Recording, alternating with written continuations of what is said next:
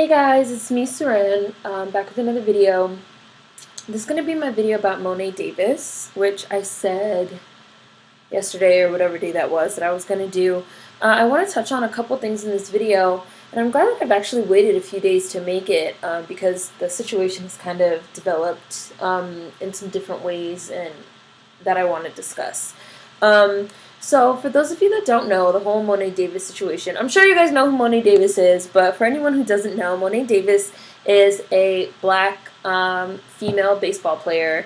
She had a huge year last year. You know, her team went to the Little League World Series, and you know, she's like 13 years old, and she can pitch like a 70-mile-per-hour fastball, and she's just like a really incredible little girl.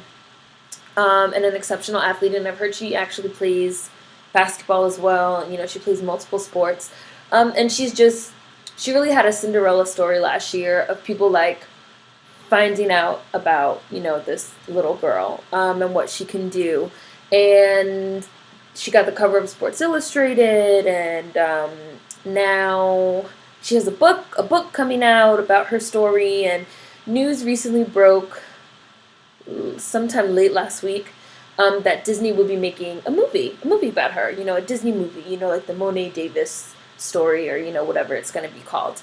A lot of people feel like, you know, this is really, really great. It's exceptional. She's a great little kid, you know, extremely talented, extremely gracious, a great role model for little girls. She's been doing a ton of like charity and philanthropic work. She actually designed a sneaker, like her own sneaker line that's going to be coming out with the proceeds going to charity for young girls, and she's just a really incredible, inspirational figure. You know, it's a feel good story. It's a feel good story, and we all love a feel good story, don't we? Apparently, one person doesn't love a feel good story, and that one person is Joey Casselberry. Who was a star baseball player for Bloomsburg University, Pennsylvania. He is a sophomore, which makes him 19 or 20, you know, at best. When Joey Casselberry, who was like one of the stars of the team, you know, had a hugely bright future ahead of him, when Joey Casselberry heard the news that Monet Davis was going to be getting a Disney Channel movie, apparently he didn't like it, and it upset him. So he opened up his little phone or his computer, and he decided to go on Twitter and type out how he felt in 140 characters or less. And what he felt was, can't believe that they're giving Monet Davis a movie. That slut got rocked by Nevada. And this is reference to, I want to say, the Little League series game, I believe. I tried to have the whole thing in front of me, but my computer's acting really stupid right now, and it like won't open. Like, I have the Sports Center tab here, but it like won't open. But I believe Nevada was the team that they played for the Little League, you know, World Series, and they lost. And you guys can please feel free to correct me if I'm wrong. And she didn't play her best game, and, you know, Nevada, you know, did a great job. But again, this is Little League, you know, this is 12 and 13-year-old kids, and she still had an exceptional year, and, you know, a ton of people just, like, really empathize with her story, and you don't really see too many minorities playing baseball, kind of the same thing with Jackie Robinson West, and especially not, you know, little black girls. So his tweet, you know, can't believe they're giving Monet Davis a movie. That slut got rocked by Nevada. Slut. So using the word, you, a 19 or 20-year-old at best, white man, college senior. You're over 18. I mean, senior. He's a sophomore. You're a sophomore, so you're over 18. You use the word slut to describe a 13-year-old little girl.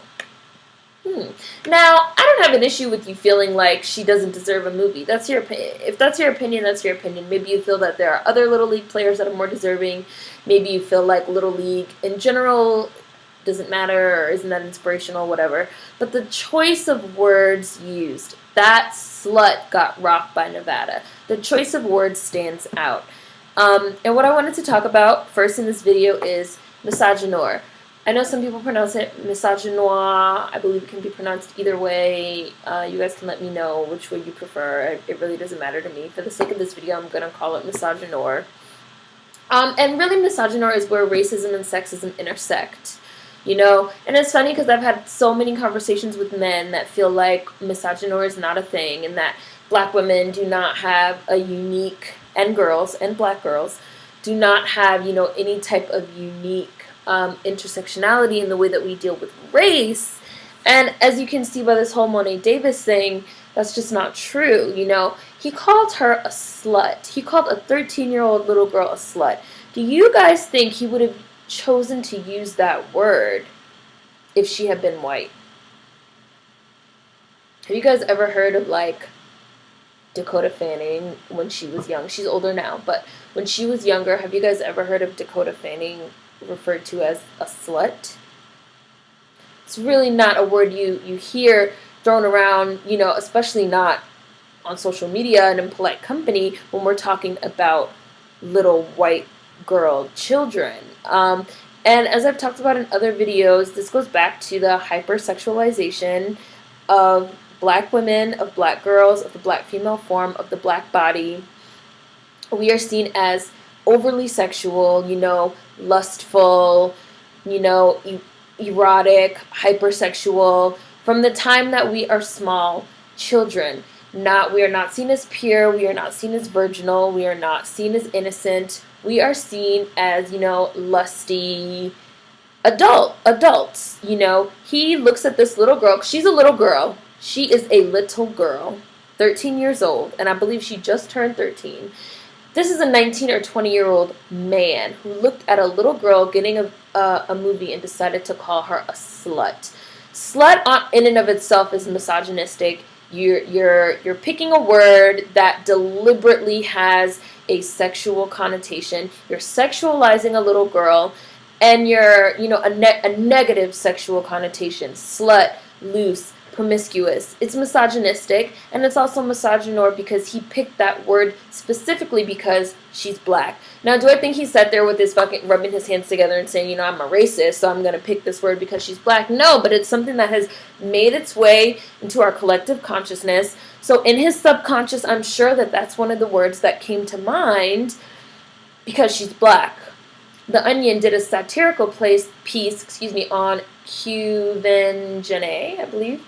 Cuven Janae, from Beast of the Southern Wild, and she was in Annie, where they called her a cunt. She was 9 years old at the time, 9-year-old little black girl. They called her a cunt. They ended up having to apologize because it caused this huge uproar. People saying, why would you use that word to describe a little girl? It was a joke, it was a joke. You know, it was satire, it was sarcastic because we were referencing how sweet she is, you know, that no one would ever call her a cunt. Again, why would you pick the word cunt? That's a very deliberate word. For those of you that don't know, a cunt is a vagina. A cunt is a nasty word for a vagina, okay?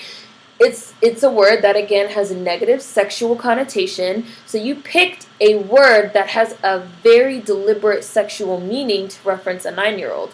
Would you have called... I don't even know any little white girls. I don't know any. I literally can't think of a little white girl, a little 9-year-old white girl. I can't think of one. But would you have called, I'm just going to use Dakota Fanning again, would you have called Dakota Fanning a cunt? You know? And imagine if the role were reversed, if we had a 19 or a 20-year-old black male calling a little 9-year-old white girl a cunt. If we had a 19 or a 20-year-old black male calling a 13-year-old little white girl a slut. It would be so much outrage, you know, of those thugs, those animals. You see, their culture is so toxic and this and that. But instead, you get people that are trying to give this man, I'm not going to call him a boy, as people are liking to call him, this man, Joey Casselberry, a pass. One of the most common things that I've seen, the same exact excuse that you got from the Oklahoma SAE individuals was, he's just a kid. He's a sophomore in college. He's not that much further off from, you know, Monet Davis himself. He's 19 or 20. He's a grown man. He's a man. He's over 18. He's an adult in the eyes of the state. Just like the SAE individuals, I believe the majority of them were 19 and 20. They were over 18 in the eyes of the state. They can vote. They can enlist in the military. They can buy weapons. You know, the only thing that they can't do, they can drive. The only thing they can't do at this point is drink. But, you know, college, we all know that all those people are drinking anyway.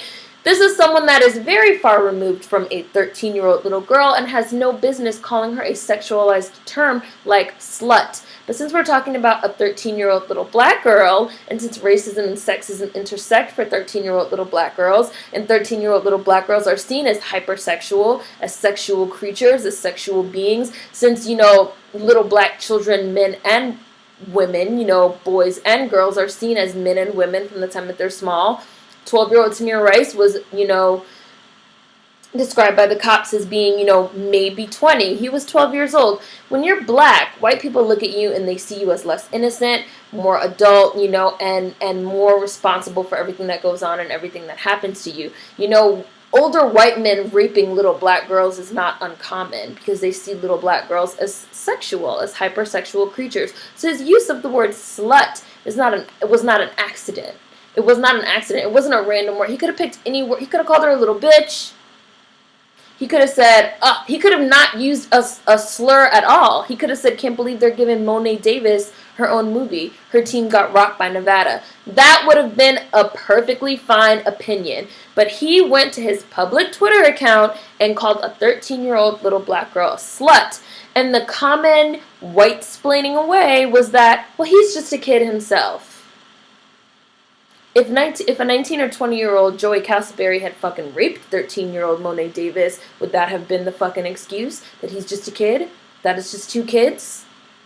You see how they make it so that white people are never ever responsible for their actions, and it's so ironic because white people are always talking about personal responsibility. Personal responsibility. Blacks need to take responsibility for their communities, and they need to take responsibility for this, they need to take responsibility for that, and that poison has even trickled its way into our own subconscious, which is how you see these black people with these respectability politics of what we need to do. But white people are never ever ever held accountable for their actions. We white-splain it away, and we make up all these excuses of why they're not responsible. Which brings me to the second part of what I wanted to talk about in this video. His school, Bloomsburg, promptly dismissed him from the team. He's kicked off the team. His career is done. His name, Joey Casselberry, I had no idea who he was before this. I had to Google him. But now we all know his name. His name is forever going to be associated with using the word slut to describe a 13-year-old girl who's pretty much the darling of sports right now at this moment. So his career is over. You ended your career, okay? The team dismissed him. He sent out a series of tweets saying, oh, I wasn't thinking, and this just goes to show how one stupid mistake can ruin your life and this and that. Boo-hoo, cry those white tears. I don't give a fuck. Like, I don't care. And like I said, you have all these people making all these excuses of, well, his freedom of speech, they're infringing on his freedom of speech. I don't know when freedom of speech became being able to say whatever the fuck you want with no consequences, but people really seem to think that's what it is. You cannot say whatever you want with no consequences. Can you say whatever you want under freedom of speech? Sure, you can say whatever you want. Sure, but to assume that there are not going to be any consequences is fucking insane. It's crazy. If you go into a fucking crowded movie theater and you yell fire, you can get arrested for that. They're not impeding or infringing on your freedom of speech by arresting you. You're fucking possibly causing bodily harm to other people. You can say it, but there's going to be consequences. If you go into a fucking airport and scream out, I have a bomb strapped to my chest, you can say it. You have the freedom of speech to say it all day if that's what you want to do, but there are going to be consequences. People, and especially white people, you know, they live in this privileged bubble, you know, white privilege and white fragility and white superiority and white supremacy, that they really feel like they can't be touched. They can just do and say whatever they want without any type of disregard for anyone else, and they can't be touched, and there's no consequences, and nothing can happen because they're white. They're really living in a bubble of you know, delusion. I mean, but really it's not delusion, because for most white people, they can do and say whatever they want with no consequences. That's why it's a shocker when something happens, like what happened to this Joey Casselberry dude, that he actually, you know, was dismissed from the team. And you have people willing to argue in comment sections on Yahoo Sports about how they're infringing on his First Amendment rights, and he didn't. And then you have the people saying he didn't say anything wrong. You know, she did get rocked by Nevada, and so what if he called her a little slut? I've seen, she probably is a little slut. She probably really is a bed wench, you know? Because that's what they think of us, black women. That's what they think of us, okay? It's misogynoir. They hate women, but they especially hate black women. They hypersexualize us. They look at us as, you know, immoral, again, lustful, you know, sinful. And again, these are all concepts that go all the way back to slavery and are embedded in the collective consciousness of our culture, okay, underneath. The word slut did not just come to him, but instead of taking personal responsibility for the racist and sexist, the misogynistic tone of what he said, you have people that are making all these excuses, including Monet Davis. A couple of days ago, she went on SportsCenter and she had this letter that she wrote to the school, to Bloomsburg, saying she wanted them to reinstate Joey Casselberry, that she felt like he made a mistake, that all people make mistakes, that she's sure he worked very hard to get to, you know, his position on the college baseball team and he has a promising future, and she doesn't want, you know, them to ruin his life over a mistake. She was very apologetic. She was apologetic for the person that called her a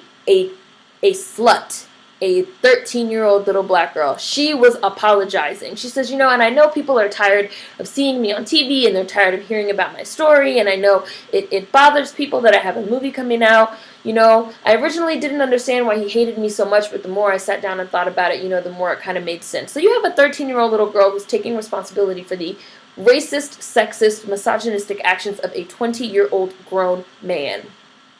Because this is what we do, black people. We take responsibility. We take responsibility for the racist actions of white people. It's all our fault. It's all our fault. Everything is our fault. We just need to extend a hand in love. We just need to turn the other cheek and keep turning the other cheek and keep turning the other cheek, because that's getting us somewhere. We just need to pull up our pants and respect ourselves. We just need to do this. We just need to do that. Everything is on us. We take the burden of being the victims of racism, and in the case of black women, being the burden of being victims of sexism, this victim blaming rhetoric, you know, this, just like I said in my comment video, you put the onus, you put the burden of responsibility on the victim, and you completely absolve the perpetrator of any responsibility. He doesn't have to do anything. He was just a fucking kid that made a mistake. Who cares? Maybe if the little black bitch hadn't been on TV, he never would have done it. You see how twisted? You see how twisted we are even in our own minds? You see how we have to keep white people comfortable? You see how we have to play into the white fragility? And again, this is ingrained within, you know, our American culture and our black culture. We got to shuck and jive. We got to keep Massa happy, because you know what's going to happen if Massa's not happy. He might get lynched. You might get sold away if it was slavery time. You might get raped. You might get killed. You might get gunned down in the streets by the cops. You have to take responsibility. You have to keep Whitey happy. That's your job. It's ingrained. It's been bred into us and trained into us to always be the bigger person. I say fuck that. Fuck being the bigger person. Being the bigger person is fucking overrated anyway. Why do people even fucking say be the bigger person? I was reading some shit the other day that said, you know, what we could all learn from Monet Davis, who was the bigger person, and she handled it with grace and class and compassion, and, you know, just this glowing letter about how she forgave him and this and that. Fuck that. Fuck all this forgive your attacker, extend a hand in love bullshit. White people need to start fucking extending a hand to us and fucking trying to get over this racism shit. We don't need to do shit. Fuck being the bigger person. You know what y'all should be? Y'all should be petty and vindictive to white people. That's what y'all should be. It's not going to fuck up your sleep. You're going to sleep at night just fine. Trust me. You're going to sleep at night even better knowing you ruined a white person's day today. Trust me. No, really. Trust me. Okay? Stop making it... Black people, stop making white people's behavior your responsibility. It's not your responsibility. It's not your problem. Black women, stop making this shit your responsibility. It's not your responsibility. It's not your problem. White people, and especially white men that hate you for being both black and a woman, it's their fucking problem. Alright? And it really burns me up inside that they fucking made this little girl, because I know someone was behind it. You know, she has a movie coming out and a shoe deal. She has a PR team and she has a handler that says, you know, this is how we're going to handle this to, you know, keep the public sentiment on your side. I get how the game works. I get how the game is being played. But this just perpetuates this idea that we always have to be the bigger person, that we are not the victims, you know, that he's the victim in some way or another. And he's not. He went on Twitter and called the little girl a slut. There are consequences and repercussions, and that included him getting dismissed from the team, and let's leave it at that. Black people, you don't always have to fucking turn the other cheek and be the bigger person. You don't have to do it. You don't have to do that. You don't have to do that. Stop making apologies for these fucking white people that hate you anyway. They're still gonna hate you. I guarantee he would still say the same thing about Monet Davis tomorrow. So what has she done except proven to white people, see, that little black girl Monet Davis gets it. Why can't more of these fucking niggers be nice, docile, little jigaboos? Think about it, you know? It's really bred into us. It's ingrained into us, you know, code switching, appropriative adaptation, changing our behavior to survive in a hostile environment, you know, doing what needs to be done to make crackers comfortable. I'm so sick of it. I'm so over it, honestly. Y'all should be too. So misogynoir and, you know, white fragility. Real things, real concepts that you see displayed in this Joey Casselberry, Monet Davis case. So I'll include some links for you guys to read, think about it, and, you know, just try to think in your own life, you know, how did I go out of my way to make a white person comfortable today? Why did I do that? What did a white male possibly say to me as a black woman that maybe he wouldn't say to someone else? Wow, you know, just wake up and open your eyes to the things that are going on, you know, because it's real. It's real. I'd be talking about some real shit. So hopefully you guys enjoyed this one. I don't know if I'm going to make a black celebs be like video because it will be really short, I think. So, I don't know, but I still might. I don't know. We'll see. We'll see if I post one tomorrow. If not, I'll see you guys on Friday with my Black Friday video, last Friday of the month. Hopefully you guys enjoyed that. Hopefully you guys enjoyed this one. Food for thought as always. Excuse me. See you guys next time. Let me know what you think in the comments. Peace.